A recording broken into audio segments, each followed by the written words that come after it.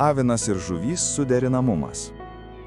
Avinui nesuprantamas žuvų svajonių pasaulis. Jų švelnus, uždaras būdas gali trumpam sužadinti aviną, užkariautoją, bet ilgainiui kyla pavojus pažeisti švelnią žuvų sielą. Gyvybingas ir pasitikintis savimi avinas gali padėti ramioms, nusileisti linkusioms žuvims. Avinui patinka vadovauti, o žuvims dažnai reikia lyderio.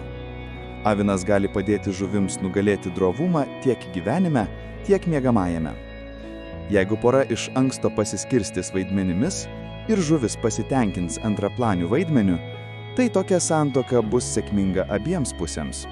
Avino aktyvumas išjudins žuvis, o jos savo ruožtu avinui suteiks vidinės ramybės. Tikiuosi, kad šis vaizdo įrašas suteikė jums naujų minčių ir padėjo geriau suprasti likimo ženklus.